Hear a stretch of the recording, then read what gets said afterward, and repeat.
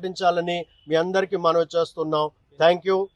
ఈ దుర్ఘటన జరగకుండా ఉండాలంటే, ఇటువంటి సంఘటనలు జరగకుండా ఉండాలంటే రాష్ట్రంలో ఉన్న క్రైస్తవులందరూ కూడా ఒకటి కావాలి.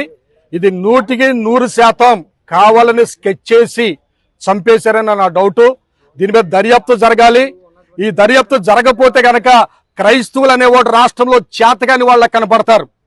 మనం ఈ రోజున మన మీద ఎన్ని దాడులు జరుగుతున్నప్పటికీ మౌనంగా ఉంటున్నాం. పార్టీలకు అతీతంగా ఈ రోజున దర్యాప్తు జరగాలి. మనకు న్యాయం జరగపోతే గనక ఈ రోజున రోడ్ల మీదకి వస్తాం. ఎంతవరకైనా సరే, ఎంతవరకైనా తెగించడానికి మేము సిద్ధంగా ఉన్నామని ఈ రోజు తెలియజేస్తున్నాం. ఎందుకంటే ఈ రోజున క్రైస్తవుడు అనేవాడు ఒక చెంప మీద కొడితే ఇంకో చెంప చూపించాడే గాని ఎక్కడ కూడా దాడులు చేయలేదు.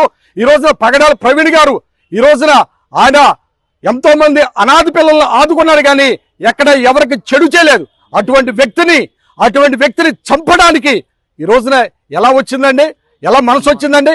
ఒకటే మేము అడుగుతున్నాం, ఈ రోజున ప్రభుత్వం వెంటనే దీని మీద దర్యాప్తు చేయాలి.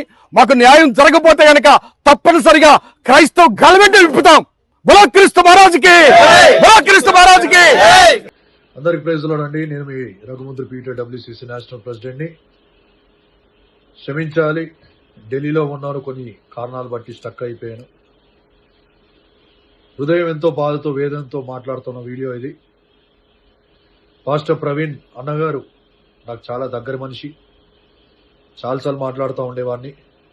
అలాంటి వ్యక్తి ఈరోజు లేకుండా పోవటం చాలా బాధాకరము. ఆ వీడియో చూస్తూ ఉంటే ఖచ్చితంగా ఆ వీడియో యాక్సిడెంట్ అని చెప్పి మాత్రం ఎవరు చెప్పరు. గొడ్డలతోనో లేకుంటే బలమైన ఆయుధాలతో ఈ పార్ట్లో నరికినట్టు కనబడతా ఉంది. ఇదంతా తెగిపోయి ఉంది. యాక్సిడెంట్ అయితే మాత్రము ఈ విధంగా ఉండదు. కాళ్ళకు దెబ్బలు, చేతులకు దెబ్బలు ఎక్కడ కూడా కనిపించట్లేదు. పోస్ట్ మార్టం తెలియాల్సి ఉంది. ప్రభుత్వానికి నేను వినిపించుకునేది ఒకటే, సరైన విచారణ, సరైన ఇన్వెస్టిగేషన్ సరైన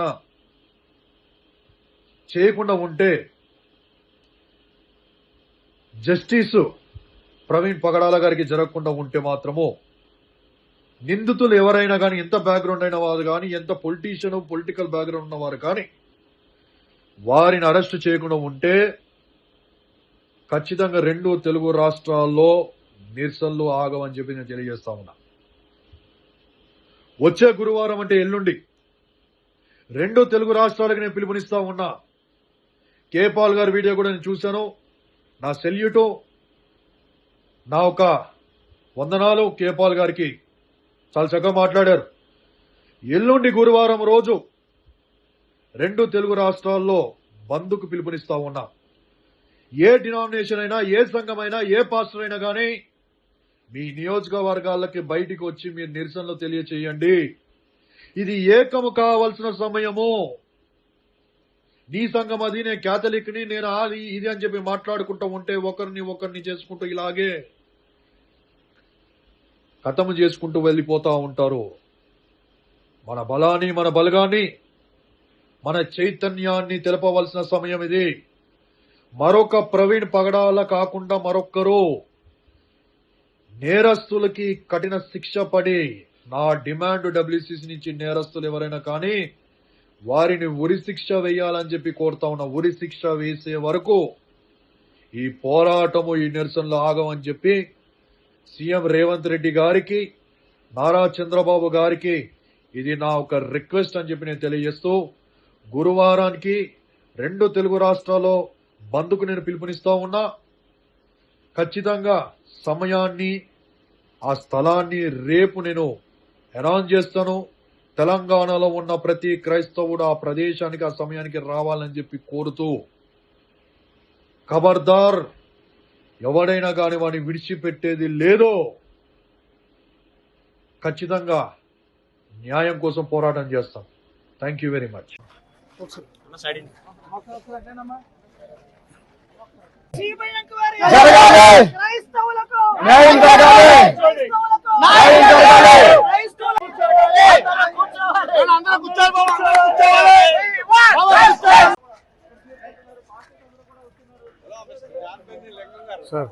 ఫోన్ చూసాను.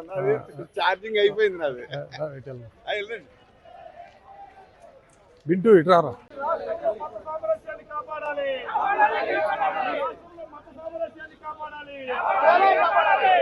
వర్ధిల్లాలి జస్టిస్ జస్టిస్ జస్టిస్ జస్టిస్ వర్ధిల్లాలి వర్ధిల్లాలి.